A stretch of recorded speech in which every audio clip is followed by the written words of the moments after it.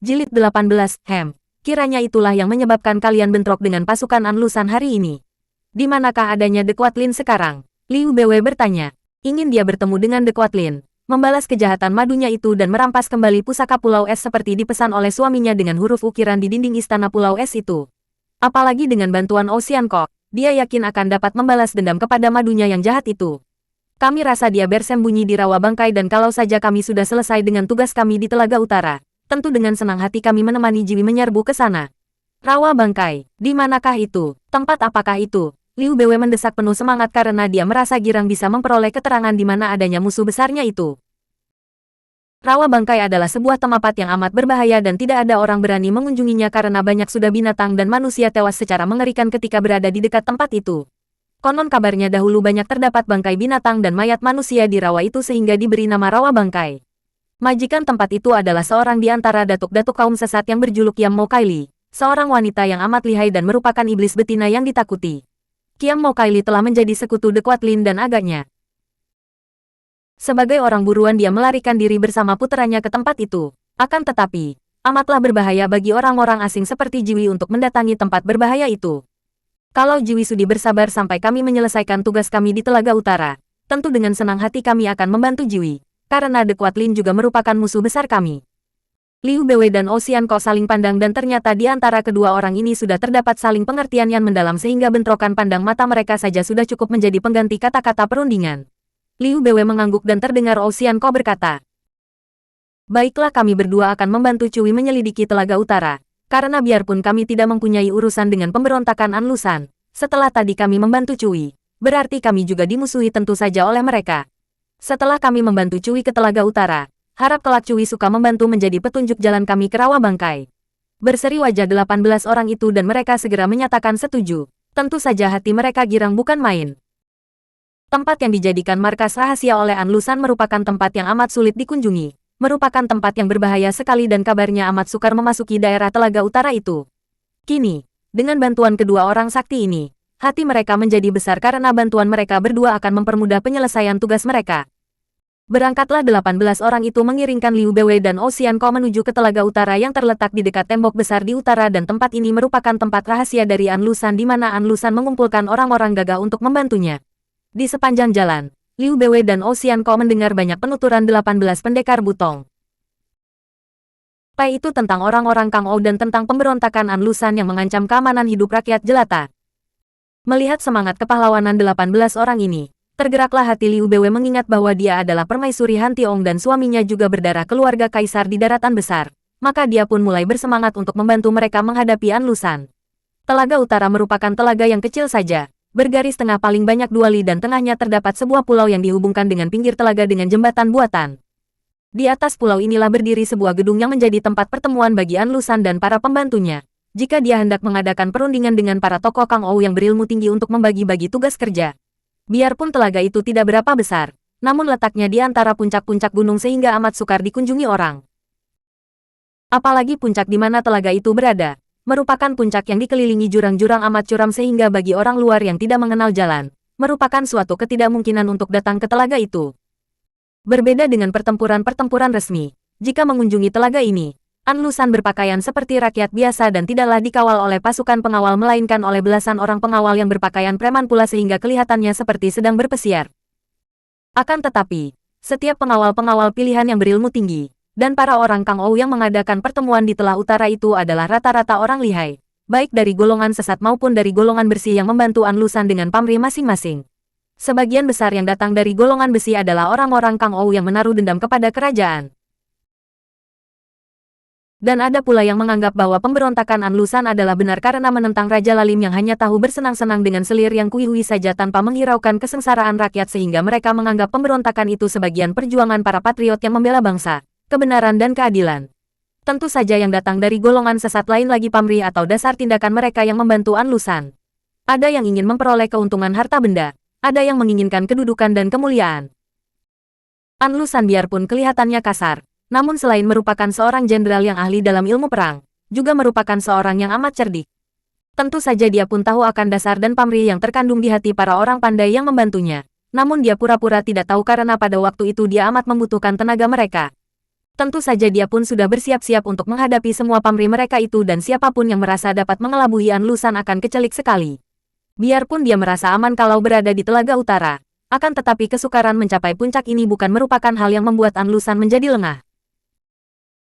Diam-diam, secara sembunyi, dia menaruh mata-mata dan penjaga yang melakukan penjagaan di sekitar pegunungan itu secara sembunyi untuk mengikuti setiap gerak-gerik orang yang menuju ke Telaga Utara. Juga membayangi gerak-gerik para tokoh Kang Ou yang katanya menjadi pembantu An Lusan. Apalagi kalau dia sendiri sedang berada di gedung di telaga itu, penjagaan secara sembunyi dilakukan dengan ketat sekali. Demikianlah, ketika 18 orang pendekar Butong bersama Liu Beiwei dan Ocean Ko pada pagi hari itu tiba di pegunungan ini, gerak-gerik mereka telah diamat-amati para penjaga rahasia itu dari jauh dan bahkan sudah ada penjaga yang cepat lari ke telaga untuk memberi laporan. An Lusan yang mendengar bahwa ada 20 orang yang gerak-geriknya lincah dan merupakan orang-orang asing menuju ke telaga, memberi perintah kepada komandan pengawal agar membayangi saja 20 orang itu. Hendak kulihat bagaimana mereka akan dapat mengunjungi telaga tanpa mengetahui jalan rahasia kita, katanya. Dan biarpun mereka kalau bisa memasuki telaga, setelah mereka masuk, potong jalannya agar mereka tidak dapat keluar pula. Demikian perintahnya. Dia sama sekali tidak merasa gentar karena barisan terpendam yang melindungi berjumlah tidak kurang dari 100 orang. Sedangkan 15 orang pengawal pilihan selalu mendampinginya. Belum lagi 20 lebih orang Kang Ou yang menjadi sekutunya dan yang tentu akan siap membantunya jika ada bahaya mengancam. Apa artinya 20 orang itu? Akan tetapi dia tidak mau memerintahkan membasmi mereka karena dia harus tahu lebih dulu siapa mereka dan apakah hendak mereka mengunjungi Telaga Utara. Bagaimana mungkin menuju ke dataran di depan itu kalau dikelilingi jurang selebar dan securam ini? Liu Beiwei bertanya dengan penuh keraguan ketika mereka semua berdiri di depan jurang yang ternganga lebar di depan mereka. Jurang itu lebarnya kurang lebih 25 meter dan curam sehingga melompati jurang ini mendatangkan ancaman bahaya maut yang mengerikan. Tanpa bersayap, mana mungkin orang melompatinya begitu saja? Ocean Ko mengerutkan alisnya. Apakah semua keliling gunung ini dihalangi jurang seperti ini? Song Qiat orang tertua dari Butong Kepo Eng Hyong, mengangguk. Kami sudah menyelidiki tempat ini dengan seksama dan memang telaga di gunung itu dikelilingi jurang-jurang. Bagian yang paling sempit hanya bagian ini, maka kita harus menyeberang melalui tempat ini. Bagaimana caranya kalian hendak menyeberang? Tanya Ocean Ko penuh keraguan. Dia sendiri yang memiliki kepandaian jauh melampaui mereka, merasa ragu-ragu untuk mempertaruhkan nyawa meloncati jurang selebar ini. Rintangan ini telah kami pelajari dan perhitungkan masak-masak sebelum kami berangkat ke sini. Tayyap. Harap jangan khawatir karena kami telah memperoleh akal untuk menyeberang. Kalau kita turun ke jurang kemudian merayap naik, amat sukar dan lebih berbahaya. Maka jalan satu-satunya adalah membuat jembatan manusia dari sini ke seberang jurang. Jembatan manusia, apa maksudmu dan bagaimana caranya? Tanya Liu Beiwei. Harap Li Hiap jangan khawatir karena kami sudah melatih diri dan berhasil baik. Kalau jembatan sudah terbentuk, harap Tai Hiap dan Li Hiap suka menyeberang lebih dulu dan melindungi kami di seberang sana. Baik, lekas kerjakan sebelum tampak ada penjaga di seberang, kata Ocean Ko. Dengan hati kagum Liu Beiwei dan Ocean Ko menyaksikan betapa 18 orang pendekar itu beraksi. Seorang di antara mereka, yang bertubuh tinggi besar dan jelas membayangkan tenaga yang hebat, berdiri di tepi jurang, memasang kuda-kuda dan mengarahkan tenaga sakti Ban Qin Liat sehingga kedua kakinya seolah-olah berakar di dalam tanah yang diinjaknya. Di dalam latihannya, apalagi orang berkaki kuat ini sudah memasang kuda-kuda seperti itu, 6 ekor kuda pun tidak akan mampu menarik kedua kakinya terlepas dari tanah. Dia berdiri memasang kuda-kudanya di belakang sebongkah batu yang menonjol sedikit dari dalam tanah, batu yang merupakan batu raksasa tertanam di tepi jurang itu. Kemudian, seorang saudaranya melompat dan berdiri di atas pundaknya. Disusul pula oleh loncatan orang ketiga dan keempat sehingga mereka berdiri tersusun. Masing-masing berdiri di pundak saudaranya dengan tegak dan sedikit pun tidak bergoyang seolah-olah merupakan sebatang pohon yang kokoh. Setelah itu, orang kelima merayap naik melalui tubuh 4 orang saudaranya, terus berdiri di atas pundak orang yang berada paling atas, disusul oleh orang keenam yang berdiri di atas pundak orang kelima dan demikian seterusnya sampai ada 17 orang berdiri susun menyusun amat tingginya. Namun sedikit pun tidak bergoyang dan orang yang berada paling bawah kelihatan tidak bergeming, seolah-olah beban 16 orang banyaknya itu tidak terasa amat berat baginya. Kemudian atas aba-aba Song Qiat yang berada paling atas, kaki masing-masing yang tadinya menginjak pundak orang di bawahnya itu merosot ke belakang pundak dan kedua betisnya ditangkap oleh kedua tangan orang bawah. Dan pada saat itu, susunan orang itu mendoyong ke depan dan terus mendoyong dengan cepatnya seperti akan runtuh ke dalam jurang. Orang ke-18 yang tidak ikut naik tadi, kini membantu orang paling bawah, memasang kuda-kuda dan memegangi kedua kaki orang terbawah yang sudah mengait pada tonjolan batu tadi. Melihat ini, Liu Beiwei dan Ocean Ko merasa cemas sekali. Mereka mulai mengerti bagaimana cara mereka itu membentuk sebuah jembatan manusia. Akan tetapi cara itu sungguh amat berbahaya. Selain membutuhkan ginkang dan sinkang yang kuat, ketangkasan yang terlatih, juga membutuhkan nyali yang amat besar karena sekali saja meleset atau sedikit saja salah perhitungan, bisa mengakibatkan tewasnya 18 orang itu terjerumus ke dalam jurang. Kini susunan orang itu telah melintang dan orang teratas telah berhasil mencapai seberang dan menyambar akar pohon yang amat kuat, yang berdiri di seberang. Maka jadilah jembatan istimewa itu. Sungguh merupakan demonstrasi ketangkasan yang luar biasa dan berbahaya bukan main. Sejenak Liu Beiwei dan Ocean Ko tercengang, penuh keheranan dan kagum. Baru mereka sadar ketika terdengar suara orang yang memegangi kaki orang terbawah tadi. Tai Yap dan Li Hiap, silakan menyeberang lebih dulu agar dapat melindungi kami di seberang sana. Kata-kata ini menyadarkan kedua orang itu dan ketika Liu Beiwei memandang kepada Ocean Ko, putra ketua Pulau Neraka ini mengangguk. Dengan tombak rampasan di tangannya, Ocean Ko tanpa ragu-ragu lagi lalu melangkah dan menyeberang melalui jembatan manusia yang sambung-menyambung dan menelungkup itu sambil mengerahkan ginkangnya. Dia melangkah dengan cekatan dan ringan sekali sehingga tak lama kemudian Ocean Ko telah tiba di seberang sana, lalu melambaikan tangannya kepada Liu Beiwei yang memandang dengan kagum.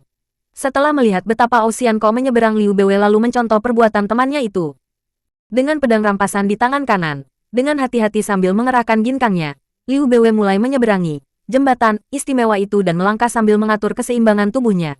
Betapapun lihainya, Liu Beiwei tidak berani menengok ke bawah karena dia merasa ngeri juga. Akhirnya dia berhasil mencapai tepi seberang dan meloncat ke bawah pohon dekat Ocean Ko sambil berkata, "Mereka benar-benar merupakan pendekar-pendekar yang mengagumkan." Ocean Ko mengangguk dan merasa girang bahwa dan Liu Beiwei telah mengambil keputusan untuk membantu 18 orang gagah ini. Setelah dua orang itu menyeberang dengan selamat, orang ke-18 yang berada paling belakang lalu mengeluarkan suara teriakan sebagai isyarat kepada saudara-saudaranya. Kemudian orang terakhir juga memegangi kedua betis orang ke-17 dan melompat ke bawah jurang. Liu Beiwei hampir menjerit karena ngerinya menyaksikan betapa jembatan manusia itu seolah-olah putus di ujung sana dan kalau tadi ketika membentuk jembatan mereka saling berdiri di pundak orang di bawahnya, kini mereka saling bergantungan pada kaki orang yang berada di atasnya. Yang mengerikan adalah ketika susunan orang yang 18 banyaknya ini meluncur ke bawah dari ujung sana dan agaknya akan terbanting hancur pada dinding karang di seberang sini. Namun, dengan cekatan dan terlatih, masing-masing kini hanya merangkul kedua kaki teman di atas dengan sebuah lengan saja sedangkan tangan yang bebas dipergunakan untuk mendorong ke depan, ke arah dinding karang ketika tubuh mereka terhayun dekat dinding. Akhirnya, selamatlah rangkaian orang ini tergantung di sepanjang dinding karang dan kini yang paling berat baginya adalah Song Qiat karena dia merupakan orang pertama paling atas yang menggunakan kekuatan kedua tangannya, bergantung pada akar pohon dan menahan berat 17 orang sutenya itu yang bergantung pada kakinya. Pantas saja Tua Suheng ini menjadi orang pertama karena memang tugasnya paling berat, dan Ji Suheng kakak seperguruan ke-12 dari 8 orang pendekar itulah yang menjadi orang terakhir, yaitu si tinggi besar tadi. Ocean Ko mengangguk kagum ketika bersama Liu Beiwei dia melihat betapa orang yang bergantung paling bawah kini mulai merayap naik ke atas, disusul oleh orang kedua, ketiga dan seterusnya sehingga tak lama kemudian, ke-18 orang itu telah dapat meloncat ke tepi dengan selamat. Bagus, Cui memang pantas menjadi butong cap Weng Hiong. Ocean Ko memuji. Tai Yap terlalu memuji. Kami telah melihat daerah ini dan penyeberangan secara membuat jembatan tadi telah kami latih selama berbulan-bulan baru hari ini kami berani mencoba menyeberangi tempat ini. Sekarang selanjutnya kami hanya mengharapkan bantuan Jiwi. Karena An Lusan memiliki banyak sekali kaki tangan yang amat lihai. Menurut penyelidikan kami, pada saat ini, Telaga Utara kosong sehingga kita boleh menyelidiki dengan aman karena kalau jenderal pemberontak itu tidak berada di sini, penjagaan tidaklah demikian kuat. Ocean Ko menoleh ke kanan kiri, lalu menghela napas dan berkata, "Kuharap saja Cui, saudara sekalian, tidak sampai membuat salah perhitungan. Menurut penglihatanku, tempat rahasia seorang berpangkat tinggi tentulah selalu dijaga ketat dan tempat ini kelihatan begitu sunyi senyap. Seperti sebuah pulau kosong saja. Hal ini bahkan menimbulkan kecurigaan. Apapun yang akan terjadi, setelah kita berada di sini, akan kita hadapi bersama. Otoako, tidak perlu kita khawatir." Liu Beiwei menghibur. Mereka lalu bergerak maju memasuki daerah itu dan tak lama kemudian tibalah mereka di tepi telaga dan sudah tampak bangunan besar yang berada di tengah telaga. Selama itu, tidak nampak seorang pun penjaga sehingga Ocean Ko merasa makin khawatir dan curiga. Hanya ada dua kemungkinan. Mereka telah pindah dan meninggalkan tempat ini, atau kita masuk perangkap. Baru saja Ocean Ko mengeluarkan kata-kata ini, terdengar suara tertawa disusul suara gerakan banyak orang dan muncullah puluhan orang dari jembatan telaga maupun dari belakang pohon dan semak-semak. Celaka, Kita terjebak, Song Qiat berseru. Tai Hiap Li Hiap, kita kembali saja. Tergesa-gesa 18 orang pendekar itu memutar tubuh dan lari kembali ke jurang di mana mereka menyeberang tadi, diikuti oleh Ocean Ko dan Liu Beiwei. Akan tetapi, begitu tiba di tepi jurang, Song Qiat menjadi pucat dan memandang ke depan dengan mata terbelalak, demikian pula para sutenya. Ternyata di tempat penyeberangan itu, di sebelah sana tampak berbaris pasukan yang siap dengan busur dan anak panah mereka. Dengan adanya pasukan panah itu tidak mungkin lagi bagi mereka untuk melarikan diri dengan membentuk jembatan manusia seperti tadi. Tentu mereka akan dihujani anak panah dan akan tewas semua. Melihat betapa 18 orang pendekar itu kebingungan, Ocean Ko berkata dengan suara agak kecewa, mengapa Cui menjadi bingung setelah berhadapan dengan musuh? Tai Hiap tidak tahu. Memang benar dugaan Tai Hiap tadi bahwa kita terperosok ke dalam perangkap. Penyelidikan kita yang sudah-sudah pun agaknya sudah diketahui oleh orang-orang Anlusan. Ternyata secara diam-diam Anlusan berada di sini, lengkap dengan semua pembantunya dan hal ini amatlah berbahaya. Berbahaya atau tidak, kita sudah menghadapinya dan perlu apa bingung. Kebingungan hanya akan membuat kita tidak tenang dan lemah. Hadapilah apa saja yang kita temui, berbahaya maupun tidak. Apa gunanya hidup sebagai pendekar kalau matinya seperti pengecut? Mendengar ucapan Ocean Ko ini, bangkitlah semangat kepahlawanan 18 orang murid Bu Tongpai itu. Ucapan Tai Hiap tepat sekali. Maafkan kalau tadi kami bingung karena hal ini sama sekali tidak kami duga-duga dan apalagi kami telah mengajak Jiwi ke sini. Berarti kami menyeret Jiwi ke dalam bahaya pula.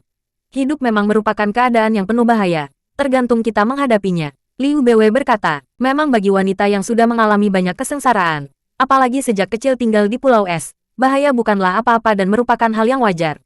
Kalau begitu, mari kita ke telaga dan kita hadapi Anlusan sendiri. Setelah menghadapi dia, tugas kami berubah. Tidak lagi melakukan penyelidikan melainkan kalau perlu menewaskan jenderal pemberontak itu. Song Qiat berkata penuh semangat sambil mencabut pedangnya. Gerakan ini diikuti oleh 17 orang sutenya dan dengan berlari cepat mereka kembali ke telaga di mana telah menanti Anlusan dan semua pembantunya. Akan tetapi mereka tercengang ketika tiba di tempat itu. Mereka melihat Anlusan sendiri diiringkan oleh puluhan orang yang bermacam-macam bentuk dan keadaannya. Menanti dengan sikap tenang. Sama sekali tidak memperlihatkan sikap permusuhan. Akan tetapi mereka juga melihat betapa tempat itu telah dikurung oleh banyak sekali orang-orang yang bersenjata lengkap. 18 orang itu tidak tahu harus berkata apa. Akan tetapi mereka sudah siap untuk melawan dengan nekat dan mati-matian apabila diserang oleh pasukan yang demikian banyaknya. Ternyata memang Anlusan telah mengatur perangkap ini. Ketika mendengar pelaporan dari anak buahnya yang berhasil menyelamatkan diri betapa 18 orang pendekar dari Bu Tongpai yang tadinya sudah hampir dapat dibasmi itu diselamatkan oleh 2 orang laki-laki dan wanita yang memiliki kesaktian luar biasa. Anlusan merasa tertarik sekali dan cepat dia mengatur persiapan untuk menyambut mereka. Mereka tentu akan mengunjungi tempat ini, katanya. Biarkan mereka menyeberang dan jangan menurunkan tangan besi sebelum mendapatkan perintahku. Aku ingin untuk bicara dulu dengan mereka. Siapa tahu kita dapat membujuk mereka untuk bekerja sama, terutama 2 orang sakti itu. Demikianlah, karena memandang rendah kecerdikan Anlusan, 18 orang murid Bu Tongpai itu masuk ke dalam perangkap yang memang telah dipasang oleh jenderal itu. Kalau dia menghendaki, tadi ketika 18 orang itu membuat jembatan manusia, tentu dengan mudah dia akan membasmi mereka. Cui tentulah Bu Tong Kep Weng Hiong yang gagah perkasa. Terdengar Anlusan berkata dengan suaranya yang nyaring penuh wibawa, kasar dan tidak memakai banyak sopan santun pula. Ada keperluan apakah Cui mengunjungi tempat kami ini? Karena tidak mungkin lagi berpura-pura atau membohong. Maka sesuai dengan wataknya sebagai pendekar, Song Qiat menjawab dengan suara lantang, kami datang untuk membunuh jenderal pemberontak Anlusan. Tentu saja jawaban ini membuat marah para pembantu jenderal itu, yang sudah kelihatan gatal tangan untuk membasmi musuh. Akan tetapi Anlusan menggerakkan tangan ke atas mencegah dan dia berkata lagi, ditujukan kepada 18 orang pendekar itu. Akan tetapi diam-diam matanya yang tajam menyapu dengan penuh selidik kepada laki-laki setengah tua yang memegang tombak dan wanita cantik yang memegang pedang di dekat 18 pendekar itu. Sungguh kami merasa heran sekali mengapa para orang gagah di Bu Tongpai masih juga belum sadar. Pemerintah yang dikuasai Kaisar Lalim selain menyia-nyiakan sebuah perkumpulan besar seperti Bu Tongpai, juga telah menghinanya menganggap Bu Tongpai sebagai perkumpulan orang jahat. Sekarang, Cui malah membela Kaisar. Bukankah itu namanya penjilatan? Apakah orang-orang gagah demikian rendah dirinya, menjilat-jilat kalau dihina oleh pihak yang lebih tinggi? Kami bukan membela Kaisar atau pemerintah. Kami membela rakyat dan negara dari gangguan pemberontak. Song Qiat berteriak lantang. Anlusan tertawa. Hahaha, bagus sekali. Demikianlah semestinya watak seorang pendekar yang berjiwa pahlawan. Kalau begitu antara Cui dan kami terdapat kecocokan. Kami bukanlah pemberontak, melainkan pejuang yang memperjuangkan nasib rakyat kecil yang tertindas oleh kelaliman Kaisar yang hanya tahu bersenang-senang. Belaka, marilah kita bersama-sama mengenyahkan pemerintahan lalim ini untuk membangun sebuah pemerintahan yang akan dapat mendatangkan kemakmuran kepada rakyat jelata. Dengan demikian, barulah tidak percuma kita hidup sebagai manusia, terutama sebagai manusia yang berjiwa gagah. Ucapan yang keluar dari mulut An Lusan terdengar penuh semangat kepahlawanan dan memang jenderal ini merupakan seorang ahli bicara yang amat pandai sehingga sejenak 18 orang itu saling pandang dengan bingung. Tiba-tiba Liu Beiwei yang biarpun hanya seorang wanita namun pernah menjadi permaisuri Raja Pulau Es, yang merasa masih sedarah dengan Kaisar Daratan Besar, dan sudah banyak pula membaca kitab sejarah sehingga mengerti sedikit akan politik, berkata yang ditujukan kepada 18 orang gagah itu, orang gagah harus memiliki pendirian. Sifat suka berbalik pikiran dan mudah terbawa angin adalah sifat ular kepala dua dan merupakan sifat yang paling rendah dan berbahaya. Mendengar ucapan ini, sadarlah pendekar dari Butong Pai itu dan Song Qiat berteriak, Jenderal An Lusan. Tidak ada gunanya engkau mencoba untuk membujuk kami. Kami tidak membutuhkan pangkat, tidak membutuhkan harta, tidak membutuhkan nama besar sebagai pemberontak. Kami harus mempertahankan pendirian kami, harus membela dan mematuhi perintah ketua dan guru kami dengan darah dan nyawa. Kedua pihak sudah panas, akan tetapi An Lusan masih bersabar, mengangkat tangannya, menahan anak buahnya, lalu berkata, terserah pemilihan Cui dari Butong Pai. Akan tetapi karena Jiwi yang datang bersama Butong Kep Eng Hiong merupakan manusia-manusia sakti yang cerdik pandai, ingin kami mengenal mereka dan mengapa pula Jiwi mencampuri urusan Butong Pai yang memusuhi kami. Kami berdua hanyalah orang-orang yang kebetulan lewat dan melihat kegagahan Butong Kep Eng Hiong. Kami berdua sudah mengambil keputusan untuk membantu mereka. Tentu saja ini adalah tanggung jawab kami dan tidak ada sangkut pautnya dengan kalian, kata O Siang Kok. Harap Jiwi suka mempertimbangkan, dan kami menjamin bahwa Jiwi kelak akan menerima penghargaan dari kekuasaan yang memerintah negara, dari rakyat dan dari dunia Kang Ou yang banyak membantu kami. Jiwi tidak perlu membantu kami menghadapi orang-orang Butong Pai, asal Jiwi suka lepas tangan, kami sudah amat berterima kasih dengan Jiwi. An Lu San yang bermata tajam dan dapat menduga bahwa dua orang itu amat lihai, berusaha membujuk O Sian Kok dan Liu Beiwei. Jenderal An Lusan, tiba-tiba Liu Beiwei berkata, suaranya penuh wibawa dan sikapnya agung seperti seorang ratu bicara kepada seorang bawahannya. Engkau tentu maklum bagi seorang yang gagah perkasa dan budiman, janji adalah lebih berharga daripada nyawa, dan bagi seorang gagah, nyawa bukan merupakan benda yang terlalu disayangkan, sedikitnya tidaklah melebihi kehormatan dan nama. Kematian bukan apa-apa dan kami yang sudah berjanji kepada Butong Kep Eng Hiong, tentu tidak mungkin dapat mundur lagi. Nah, kami semua telah siap. Apapun yang akan kau lakukan, kami akan hadapi dengan pertaruhan nyawa. An Lusan tercengang dan sampai lama tak mampu menjawab, memandang kepada Liu Beiwei dengan penuh penyesalan. Mana hatinya tidak akan menyesal melihat seorang wanita sehebat itu berdiri di pihak musuh. Terpaksa dia menggerakkan tangannya dan bergeraklah para pengawalnya menerjang maju. Liu Beiwei dan O Sian Kok yang sudah bersatu hati itu seperti mengerti isi hati masing-masing, maka hampir berbareng mereka berdua menggerakkan kaki meloncat ke arah An Lusan. Mereka maklum bahwa menghadapi lawan yang jauh lebih besar jumlahnya, mereka harus berlaku cerdik dan sedapat mungkin mereka harus lebih dulu merobohkan pimpinan lawan. Kalau pemimpin seperti An Lusan itu dapat ditangkap, tentu yang lain akan tunduk, atau kalau sampai dapat dibunuh, hal ini tentu akan melumpuhkan semangat lawan. Melihat gerakan mereka berdua, An Lusan terkejut. Memang dia sudah mendengar pelaporan anak buahnya bahwa dua orang ini lihai sekali, akan tetapi tidak disangkanya bahwa mereka akan dapat bergerak secepat itu, seperti dua sinar. Halilintar saja menyambar ke arahnya. Dia berteriak dan cepat menjatuhkan diri ke belakang sehingga dua orang penyerang itu langsung dihadapi oleh tokoh-tokoh Kang Ou yang berdiri di kanan kiri dan belakangnya. Trang kring kring, para tokoh Kang Ou itu terkejut bukan main. Sekaligus ada 4 orang yang melindungi An Lusan dan menangkis pedang dan tombak di tangan Liu Beiwei dan O Sian Kok. Akan tetapi 4 orang itu terhuyung ke belakang karena mereka bertemu dengan tenaga yang amat dahsyat. O Sian Kok yang ingin agar penyerbuan 18 orang pendekar itu berhasil dalam waktu singkat dan tidak perlu terjadi pembunuhan besar-besaran, sudah menggunakan ginkangnya yang amat hebat, tubuhnya meluncur ke depan mengejar An Lusan yang hendak menyelamatkan diri ke belakang para pembantu dan para pengawalnya. Dapat dibayangkan betapa kagetnya hati An Lusan ketika melihat tiba-tiba dia diancam oleh sebatang tombak yang dipegang oleh orang yang seperti terbang di atasnya. Dia pun bukanlah seorang biasa, melainkan seorang panglima yang sudah banyak pengalamannya bertempur, memiliki pula ilmu silat campuran yang lihai dan tenaganya kuat bukan main. Melihat betapa dia terancam, secepat kilat tangan kanannya bergerak dan begitu pedangnya tercabut, tampak sinar terang yang menyilaukan mata. Kemudian pedangnya menangkis ke arah tombak yang mengurungnya dengan sinar tombak. Trak, tombak di tangan O Sian Kok itu patah-patah. Tentu saja tombak biasa itu tidak mampu melawan pedang Tiong Gikiam hadiah dari Kaisar kepada An Lusan ini, yang merupakan sebatang pedang pusaka kuno yang amat ampuh. Akan tetapi Ocean Ko yang berilmu tinggi itu tidak menjadi gugup, bahkan dia mampu menggerakkan sisa gagang tombaknya. Menotok pergelangan tangan kanan An Lusan dengan kecepatan sedemikian rupa sehingga serangan ini tidak tampak dan tahu-tahu tangan jenderal itu telah tertotok dan pedangnya terampas oleh Ocean Ko.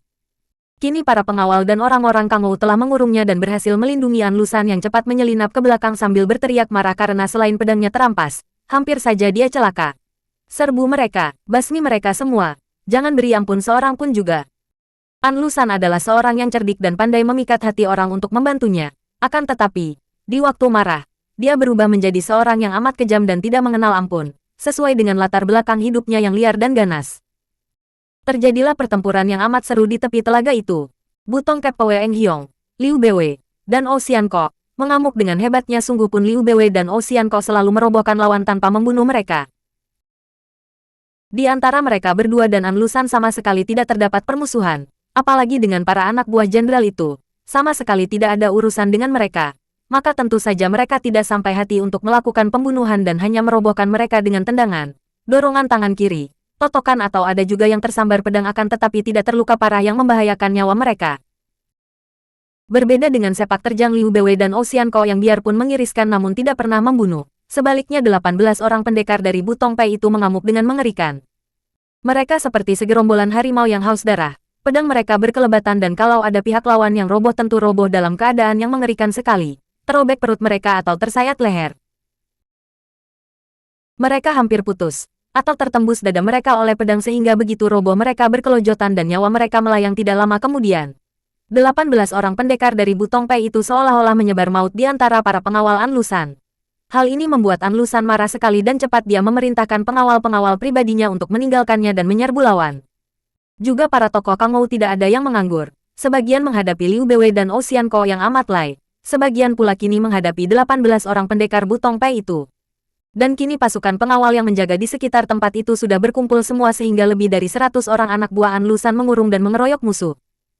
Betapapun gagahnya 18 orang pendekar Butong Pai itu, menghadapi pengeroyokan lawan yang jumlahnya jauh lebih banyak. Apalagi setelah para pengawal pribadi An Lusan dan orang-orang Kang Ou maju akhirnya mereka roboh juga seorang demi seorang. Tak lama kemudian, Butong Kep Pwe Eng Hyong yang gagah perkasa itu tewas seorang demi seorang setelah melakukan perlawanan sampai titik darah terakhir dan setelah masing-masing merobohkan sedikitnya 2 orang lawan. Tempat itu yang biasanya menjadi tempat pertemuan dan peristirahatan bagi An Lusan, hari itu berubah menjadi tempat yang penuh dengan noda darah dan penuh dengan mayat manusia yang malang melintang. Mengerikan, Liu Bewe dan Ocean Ko juga terdesak hebat. Mereka adalah orang-orang yang memiliki tingkat ilmu silat lebih tinggi daripada tokoh-tokoh Kang Ou yang berada di situ. Bahkan ilmu silat mereka termasuk ilmu yang aneh dan tidak dikenal oleh para lawan. Biarpun banyak sudah, sedikitnya ada 20 orang yang roboh tak berdaya oleh mereka, namun mereka seperti 2 ekor belalang dikeroyok semut yang banyak dan dekat. Akhirnya, sebuah hantaman dengan toya yang mengenai lutut kanan Liu Bewe membuat nyonya perkasa ini terjungkal dan dia lalu ditubruk oleh 4 orang lawan, ditotok dan dibelenggu, lalu diseret pergi sebagai seorang tawanan.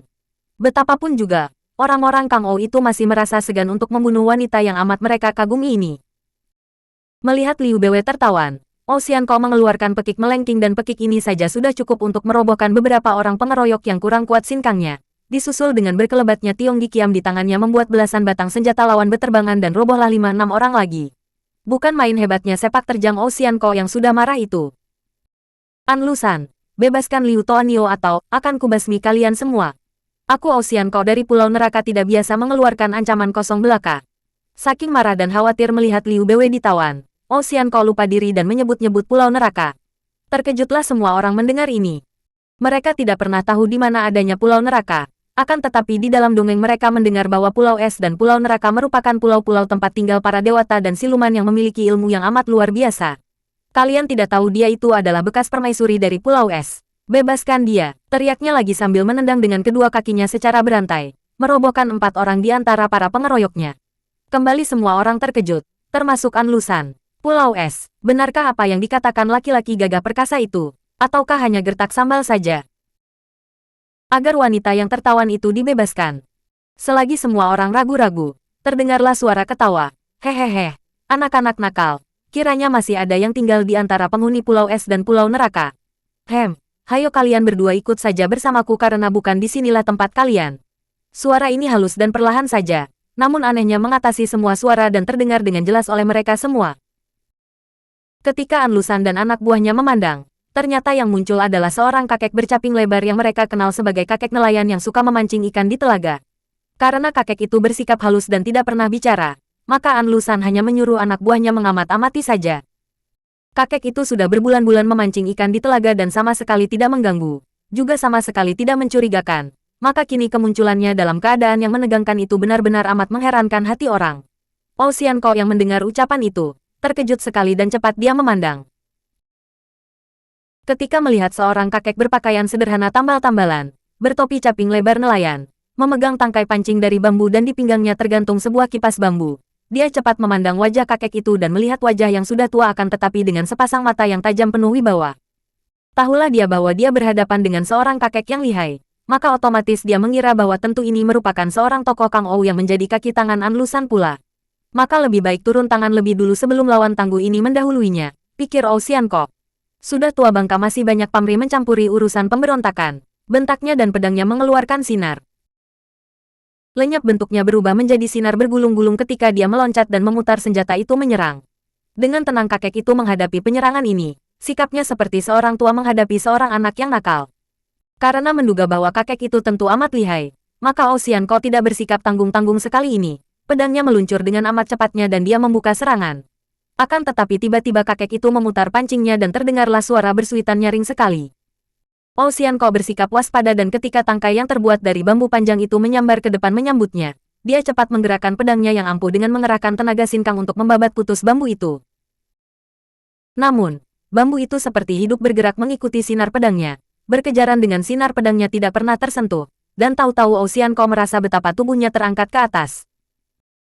Ternyata bahwa ketika kakek itu memutar bambu yang menjadi tangkai pancing, tali pancingnya berputaran sedemikian cepatnya sampai tidak tampak karena tali itu kecil saja, dan tahu-tahu mata pancing itu telah mengait punggung baju Ou Xianko sehingga seolah-olah Ou Xianko dijadikan ikan yang terkena pancing. Ou Xianko terkejut dan marah, dia bergerak hendak membabat tali pancing di atas punggungnya. Akan tetapi tiba-tiba tubuhnya yang tergantung itu berputar cepat sekali. Dia diputar-putar di atas kepala kakek itu sehingga kalau sampai tali itu diputuskan dengan tangannya, tentu tubuhnya akan terlempar dan terbanting keras tanpa dia mampu mencegahnya karena tubuhnya sudah berputaran seperti kitiran di udara. Semua orang memandang dengan mata terbelalak dan mulut ternganga, kaget dan kagum melihat betapa mudahnya kakek tua itu. Membuat Ou Xianko yang sakti itu tidak berdaya sama sekali. Ou Xianko merasa malu dan marah. Dikerahkannya sinkangnya dan dia telah menggunakan ilmu memberatkan tubuhnya. Seketika tubuhnya yang masih berputar-putar itu agak menurun dan bambu itu melengkung seolah-olah tidak kuat menahan tubuhnya. Tidak buruk. Kakek itu berseru kagum juga. Akan tetapi karena dia masih memutar-mutar hasil pancingannya itu dengan amat cepatnya, Ou Xianko tidak dapat melepaskan diri dan hanya melirik ke arah kakek itu dengan pandang mata penuh kemarahan dan kadang-kadang mencoba untuk menggerakkan pedang membacok ke arah tubuh kakek itu. Tiba-tiba terdengar suara Liu Beiwei, "Oh Toako, jangan melawan. Lo Xianwei, mohon Lo Xianwei sudi mengampuninya." Mendengar seruan Liu Beiwei ini Ou Xianko terkejut dan dia menghentikan usahanya untuk menyerang atau membebaskan diri. Lalu berkata, "Harap Lo Xianwei sudi memaafkan kalau saya bersikap kurang ajar." "Hehehe, ternyata pulau neraka belum merusakmu, orang muda." Tali pancing itu mengendur dan tahu-tahu Ou Xianko telah mendapatkan dirinya berada di atas tanah. Dia berdiri tak bergerak, hanya menoleh ke arah Liu Beiwei yang kini sudah terbelenggu dan dijaga ketat. Kakek itu lalu menghadap ke arah An Lusan yang berdiri di tempat aman. Kemudian berkata halus, "An Guan Sui harap suka memenuhi permintaan seorang tua seperti aku agar suka membebaskan wanita itu." Sudah kita ketahui bahwa An Lusan adalah seorang yang amat cerdik. Melihat keadaan kakek itu, dia pun maklum bahwa orang tua itu amat sakti dan menghadapi seorang kakek seperti itu, lebih baik bersahabat daripada memusuhinya. Kalau ingin berhasil dalam mengejar cita-cita, berbaiklah dengan sebanyak mungkin orang pandai. Demikian pedoman hatinya. Maka tanpa ragu-ragu lagi dia memberi isyarat kepada orang-orangnya untuk membebaskan Liu Beiwei. Tentu saja isyarat ini tidak ada yang berani membantahnya, sungguh pun para anak buah dan pembantunya merasa khawatir akan sikap An Lusan ini. Di situ terdapat 3 orang lawan tangguh, yang seorang sudah tertawan mengapa dibebaskan lagi. Bukankah ini merupakan perbuatan bodoh dan berbahaya? Liu Beiwei yang sudah terbebas dari totokan dan belenggu, segera menghampiri kakek itu dan menjatuhkan diri berlutut. "Lo Xianwei," katanya dan melanjutkan dengan tangis yang menyedihkan. Kakek itu mengangguk-angguk. Sudahlah, aku sudah tahu semua yang menimpa dirimu dan Pulau Es. Sudah semestinya demikian, ditangisi pun tidak akan ada gunanya." Liu Bwe sadar mendengar ucapan ini dan cepat menghapus air matanya. Lalu berkata kepada Oceanko, "Oh tuaku, beliau ini adalah kakek dari suamiku yang telah lama meninggalkan pulau dan mengasingkan diri sebagai seorang pertapa. Baru sekarang aku dapat bertemu dengan beliau." Mendengar ini, terkejutlah hati Oceanko. Kalau orang tua ini kakek dari Han Tiong, berarti kakek ini dahulunya adalah Raja Pulau Es atau setidaknya tentu pangeran. Dan tentu ilmunya sudah amat tinggi. Karena dia tadi sudah merasakan kelihayan kakek ini. Hatinya makin tunduk dan dia pun menjatuhkan diri berlutut di depan kakek itu di samping Liu Bwe. "Tecu Oceanko mohon maaf sebesarnya kepada Lo Xianwei," katanya. Kakek itu terkekeh. "Hehehe, kalian ini dua orang muda memang tidak pernah bertobat. Sudah puluhan tahun hidup menghadapi bermacam penderitaan, masih saja tidak mau merubah dan mencari keributan pula di sini. Kalian berdua mempunyai bakat baik sekali untuk mempelajari hidup dan marilah kalian ikut bersamaku. Kalau kalian tidak mau, aku pun tidak akan memaksa. Akan tetapi kelak kalian hanya akan menemui kekecewaan dan kesengsaraan belaka. Sebaliknya, kalau kalian suka ikut bersamaku, segala hal mungkin saja terjadi." Liu Bwe dan Oceanko saling pandang dan biarpun mulut mereka tidak saling bicara namun hati mereka sudah saling menerima getaran dan mereka tahu bahwa kemanapun mereka pergi, asal mereka tidak berpisah, mereka akan merasa cukup kuat, berani tabah dan bahagia. Maka keduanya lalu mengangguk-angguk tanpa bicara lagi. Kakek itu merasa girang, lalu menoleh ke arah An Lusan. "An Goansue, telah berbulan-bulan aku menyaksikan gerakanmu dan engkau memang pantas menjadi penggempur kelemahan kerajaan. Bukan urusanku untuk mencampuri. Nah, perkenankan kami bertiga pergi dari sini." An Lusan cepat melangkah maju dan mengangkat kedua tangannya ke depan dada. "Lo Xianwei, saya mohon petunjuk Lo Xianwei mengenai perjuangan kami." Jenderal ini maklum bahwa membujuk mereka untuk membantunya amatlah sukar. Maka sedikitnya dia ingin memperoleh petunjuk dan nasihat dari kakek sakti itu. Mendengar ini, kakek itu lalu memutar-mutar pancingnya yang mengeluarkan suara bersuitan dan makin lama makin nyaring kemudian terdengar suara itu melengking seperti suling dan berlagu. Barulah terdengar suaranya seperti orang bernyanyi. Diiringi suara seperti suling yang timbul dari tali yang diputar cepat itu. Yang lama akan terguling yang baru menggantikannya. Yang baru akan menjadi lama dan ada yang lebih baru pula. Yang tua akan mati diganti yang muda. Yang muda akan menjadi tua mati dan diganti pula. Apakah yang kekal di dunia ini? Yang menyebabkan kematian dan kesengsaraan akan dilanda kematian dan kesengsaraan ayah dan anak menyukai kekerasan akan menjadi korban kekerasan pula. Suara melengking dan nyanyian terhenti. Semua orang tercengang dan diam. Pikiran bekerja memecahkan arti nyanyian itu dan ketika mereka memandang tiga orang itu telah pergi dari situ. Barulah para pengawal sadar dan hendak mengejar. Akan tetapi An Lusan berkata, "Jangan ganggu mereka." Para pengawal yang mengikuti dari jauh kemudian melapor kepada An Lusan betapa kakek itu menggandeng tangan Oceanko dan Liu Bwe melompati jurang yang amat lebar kemudian lenyap di balik gunung. An Lusan menghela napas panjang, mengingat-ingat dan mencoba memecahkan arti nyanyian itu, menyuruh orangnya menuliskan nyanyian kakek itu. Dia merasa girang ketika orang-orangnya yang terkenal ahli sastra menguraikan nyanyian yang merupakan ramalan baik baginya. Yang lama akan terguling yang baru akan menggantikannya. Hal ini saja sudah jelas berarti bahwa perjuangannya menggulingkan pemerintahan lama pasti akan berhasil. Apalagi bait-bait terakhir yang mengatakan bahwa ayah dan anak menyukai kekerasan akan menjadi korban kekerasan pula. Ditafsirkannya bahwa ayah dan anak tentulah kaisar dan putra mahkota yang tentu akan dibunuhnya kalau dia berhasil merebut tahta kerajaan. Memang demikianlah semua manusia, selalu menafsirkan segala sesuatu dengan kepentingan dan keinginan hatinya sendiri seolah-olah segala sesuatu yang tampak di dunia ini khusus diperuntukkan dirinya belaka. Kenyataannya kelak akan terbukti bahwa biarpun An Lusan berhasil merampas tahta kerajaan, namun dia tidak dapat lama menikmati hasil pembunuhan besar-besaran dalam perang pemberontakan itu, karena tidak lama kemudian dia dan puteranya berturut-turut dibunuh oleh kaki tangannya sendiri. Orang memang selalu lupa akan kenyataan hidup bahwa yang baru lambat laun akan menjadi lama juga, yang muda akan menjadi tua pula. Manusia selalu dibuai oleh khayal, selalu dipermainkan oleh pikirannya sendiri yang menjangkau jauh ke masa depan, menjangkau segala sesuatu yang tidak ada atau yang belum dimilikinya. Manusia tidak mau melihat apa adanya, tidak mau memperdulikan yang begini, melainkan selalu mengarahkan pandang matanya kepada yang begitu, yaitu sesuatu yang belum ada, yang menimbulkan keinginan hatinya untuk memperolehnya. Manusia lupa bahwa yang begitu tadi artinya belum diperolehnya. Kalau sudah diperoleh dan berada di tangannya akan menjadi yang begini pula dan mata akan tidak mempedulikan lagi karena sudah memandang pula kepada yang begitu ialah hal lain yang belum dimilikinya.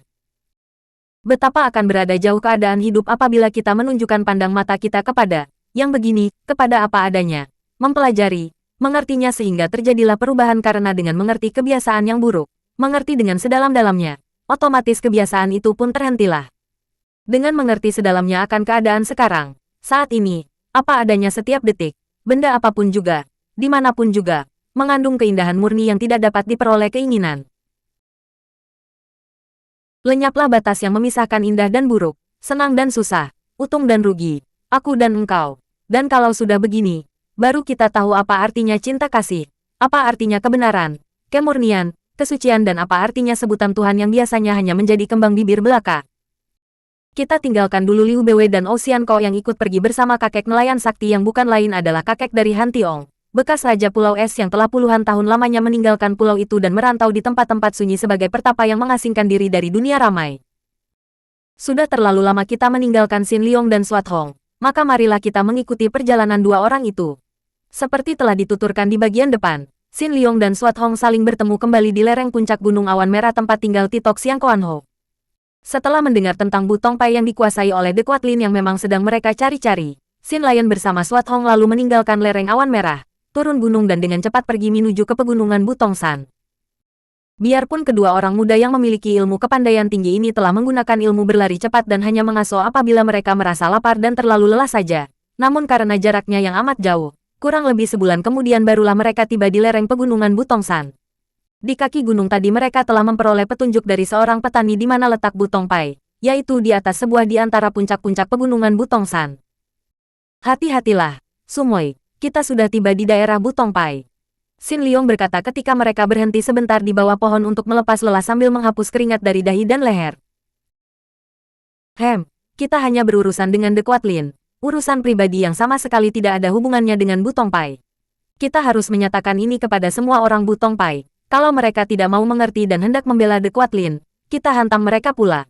Hati Xin Liong merasa khawatir sekali. Memang akibatnya amat berlawanan setelah bertemu dengan semuanya ini. Girang dan juga khawatir, serba susah. Dia tentu saja girang sekali dapat bertemu dengan semuanya dalam keadaan selamat dan sehat. Akan tetapi di samping rasa girang ini, juga dia kini selalu dilanda kekhawatiran akan sifat Swat Hong. Andai kata dia sendiri saja yang datang ke Bu Tongpai, tentu dia akan membujuk agar The Quatlin mengembalikan pusaka-pusaka Pulau Es dan dia tidak akan menuntut hal ini. Akan tetapi, setelah pergi bersama Swat Hong, dia tahu bahwa tentu gadis ini akan menimbulkan keributan. Tentu Swat Hong akan memusuhi The Quatlin yang dianggapnya menjadi penyebab kesengsaraan ayah bundanya. Hal ini menaruh dia di tempat yang amat tidak menyenangkan. Membantu Swat Hong memusuhi The Quatlin berlawanan dengan batinnya karena dia tidak ingin memusuhi siapapun juga. Tidak membantu, tentu Swat Hong terancam bahaya dan tentu akan marah dan benci kepadanya. Mereka sudah mendekati puncak di mana tampak dinding tembok Bu Tongpai yang tinggi. Sumoy, kau serahkan saja kepadaku untuk bicara dengan orang-orang Bu Tongpai. Kurasa mereka akan suka menerima alasan kita kalau mereka mendengar apa yang telah dilakukan oleh ketua baru mereka. Swat Hong mengangguk. Baiklah, terserah kepadamu, Su Heng. Akan tetapi kalau sudah tiba saatnya, kuharap engkau jangan mencegah aku. Membunuh iblis betina itu, Xin Liong tidak menjawab, hanya menghela napas panjang. Mari kita mendekati pintu gerbang itu. Heran sekali, mengapa sunyi amat? Bukankah kabarnya Bu Tongpai merupakan perkumpulan yang besar dan mempunyai banyak anak murid? Akan tetapi ketika mereka tiba di depan pintu gerbang yang tertutup tiba-tiba saja pintu gerbang yang lebar itu terbuka dari dalam. Terpentang lebar-lebar tampaklah 15 orang laki-laki tua. Di antaranya beberapa orang Tosu. Melangkah keluar dengan sikap tenang namun penuh wibawa dan memandang tajam penuh selidik kepada Xin Liong dan Swat Hong. Setelah para tokoh Bu Tongpai itu keluar dan berhadapan dengan mereka, Xin Liong cepat menjura dengan hormat sambil berkata, apakah kami berhadapan dengan para Losian Wei dari Bu Tongpai? Dengan pandang mata curiga, belasan orang itu memandang Xin Liong dan Tosu tua yang berada paling depan, lalu bertepuk tangan dan berteriak. Kalian keluarlah dan jangan melakukan sesuatu sebelum diperintah. Sebagai jawaban kata-kata ini, berlompatanlah 18 orang laki-laki gagah perkasa yang tadi bersembunyi di balik pohon-pohon dan rumpun, di luar pintu gerbang. Mereka lalu membuat gerakan mengepung dan mereka siap dengan tangan di gagang pedang masing-masing. Melihat ini, timbul kemarahan di hati Swat Hong. Bukan maling mengapa dikepung, apakah kalian hendak menantang berkelahi? Aku ingin bertemu dengan ketua Bu Tongpai. Lekas panggil dia keluar. Melihat sikap galak ini, kakek Tosu yang agaknya memimpin mereka, berkata, Sian Cai, kiranya Nona hendak bertemu dengan ketua Bu Tongpai. Pintou saya ketuanya. Tidak tahu siapakah Nona dan ada keperluan apa hendak bertemu dengan Pintou? Swat Hong terbelalak, memandang kaget dan heran. Benarkah ini? Kami tidak datang mencari Totiang. Para Tosu dan semua orang itu saling pandang kemudian seorang di antara mereka, seorang Tosu pula yang tinggi besar bermuka hitam, tidak setua kakek pertama, bertanya, kalau begitu, Siapakah yang Nona cari? Kami mencari The Quatlin. Baru selesai Swat Hong berkata demikian, kakek muka hitam itu sudah berteriak keras dan menubruk maju. Tangan kiri mencengkeram ke arah ubun-ubun kepala Swat Hong sedangkan tangan kanan menotok ke arah lehernya. Swat Hong terkejut dan marah. Serangan kakek itu benar-benar amat ganas, kejam dan berbahaya sekali. Apalagi ketika terasa olehnya betapa dari kedua tangan yang panjang dan besar itu menyambar hawa pukulan yang menandakan bahwa kakek itu memiliki tenaga yang kuat. He3TTT, dia melengking panjang. Kedua tangannya bergerak cepat menyambut. Duk, plak. Tangan yang mencengkeram ke arah ubun-ubunnya dapat dia tangkis dengan kuat, sedangkan tangan yang menotok lehernya itu dielakkan dengan menundukkan kepala sedikit, kemudian mendahului dengan jari tangannya. Dia berhasil menyambut serangan itu dengan totokan kepada pergelangan tangan. Pada detik berikutnya, selagi Tosu muka hitam itu menyeringai kesakitan karena tangkisan itu membuat lengannya tergetar dan totokan itu melumpuhkan lengan satunya, kaki Swat Hong sudah bergerak menendang. Des, tubuh Tosu muka hitam itu terjengkang dan jatuh terbanting ke atas tanah dengan cukup keras. Semua orang terkejut, juga Tosu tua itu mengerutkan alisnya. Tosu muka hitam. Itu adalah sutenya, tingkat kepandaiannya sudah tinggi. Bagaimana dapat dirobohkan oleh nona muda itu dalam segebrakan saja? Tak salah lagi, tentu kedua orang ini adalah orang-orang sebangsa The Quatlin yang pernah merampas kedudukan ketua Butong Pai. Demikian Tosu tua yang bukan lain adalah Kui Tektojin itu berpikir. Hanya orang-orang sebangsa iblis betina The Quatlin saja yang memiliki ilmu kepandaian seperti setan itu. Para Tosu dan tokoh Butong Pai lainnya melihat Tosu muka hitam roboh, lalu serentak menyerbu, didahului oleh 18 orang murid Kui Tektojin yang bukan lain adalah Butong Capwe Eng Hyong itu. Karena mengira bahwa Swat Hong tentulah mempunyai hubungan dengan The Quatlin, serta-merta mereka maju menyerbu dengan pedang di tangan. Kalian benar-benar mengajak berkelahi. Bagus, majulah semua, hayo. Jangan ada seorang pun yang tinggal. Suruh semua orang Butong Pai maju mengeroyokku kalau kalian membela The Quatlin. Swat Hong mencabut pedangnya dan matanya memancarkan cahaya seperti hendak menyebarkan maut. Tiba-tiba Xin Liong membentak, tahan senjata. Tubuhnya berkelebat dan berloncatan di antara orang-orang Butong Pai dan segera terdengar seruan-seruan kaget ketika tiba-tiba di mana saja bayangan pemuda itu berkelebat. Senjata yang terpegang tangan terlepas dan berjatuhan ke atas tanah tanpa mereka ketahui sebabnya. Xin Liong sudah berhadapan dengan Kui Tektojin, menjura dan berkata, harap Totiang berlaku sabar dan maafkan Sumoy. Ketahuilah, kami berdua datang ke Butong Pai ini sama sekali bukan hendak berurusan dengan Butong Pai karena kami tidak pernah berurusan dengan Butong Pai. Kami datang untuk mencari The Quatlin, untuk urusan pribadi yang sama sekali. Tidak ada sangkut pautnya dengan Butong Pai. Harap Cui Totiang dan sekalian orang gagah Butong Pai dapat mengerti ini dan jangan secara membuta membela The Quatlin tanpa lebih dulu mengetahui urusannya. Apa? Membela The Quatlin? Bukankah Jiwi ini sahabat-sahabat wanita iblis itu? Bicara lancang dan ngawur. Swat Hong membentak. Jilid 9.